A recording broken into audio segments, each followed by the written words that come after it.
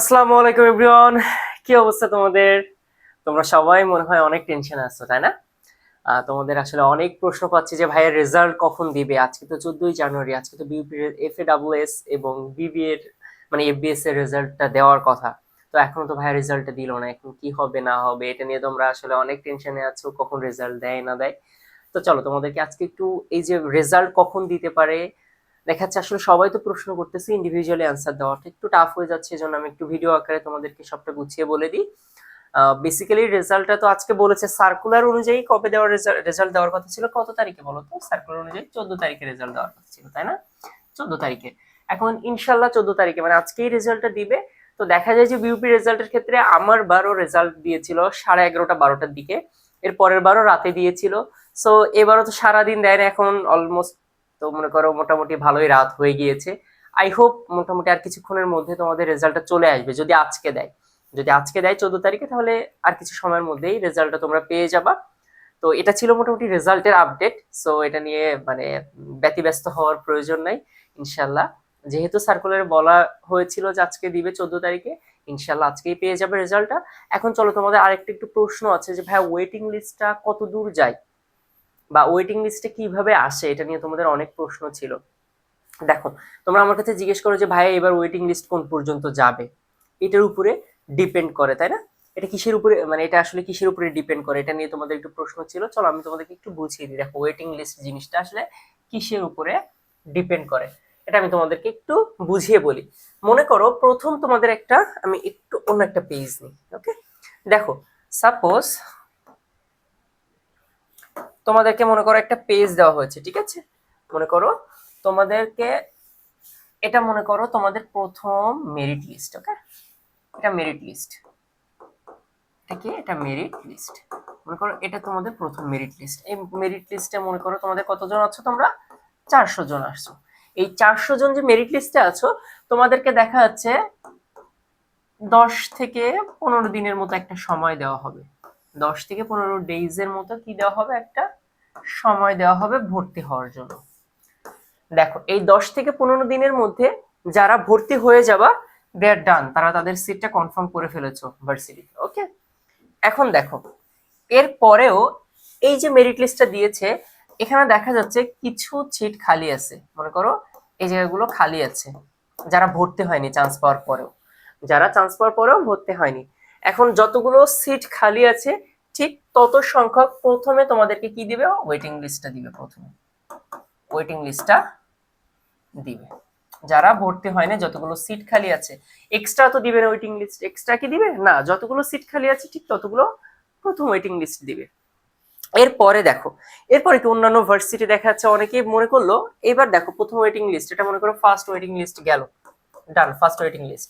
এরপরে দেখো, এখন ওই যে মোটামুটি কি 400 সিটের ওয়েটিং লিস্ট, মানে একবার 400 সিটে দেওয়া শেষ। এখন এই 400-র মধ্যে দেখো অন্যান্য ভার্সিটি, মনে করো ডিইউ, আরইউ, তারপরে হচ্ছে সিইউ, জিএসটি, এই জায়গায় দেখা যাচ্ছে অনেকেই চলে গিয়েছে না?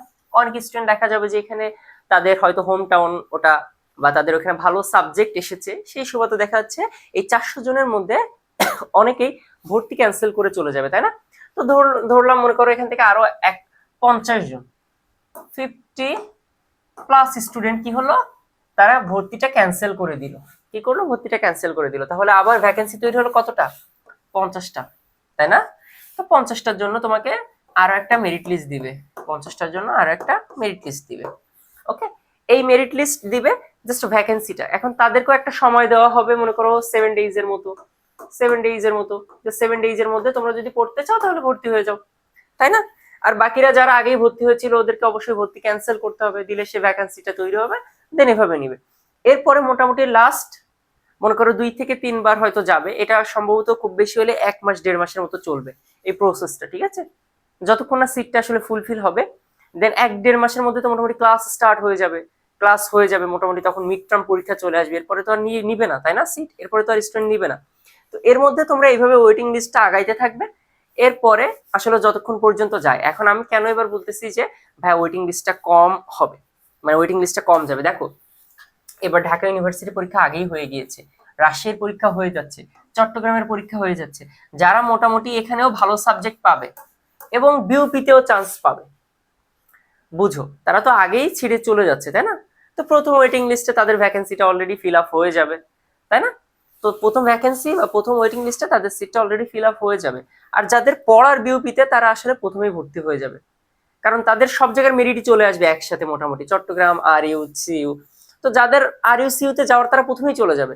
সো বিউপিতে যারা এসে ভর্তি হচ্ছে এদের খুব কম সংখ্যক আছে এবার যারা অন্যটায় সুইচ করবে, কারণ তারা জানতেছে যে আমার সব জায়গায় রেজাল্ট বের হয়ে গেছে, কোন জায়গায় কি পজিশন সব বুঝে শুনেই ভর্তি হবে। অন্যবার দেখা যায় এই আর ইউ, ডিইউ, সিইউ পরীক্ষাগুলো পরে হয়, পরে রেজাল্ট হয়।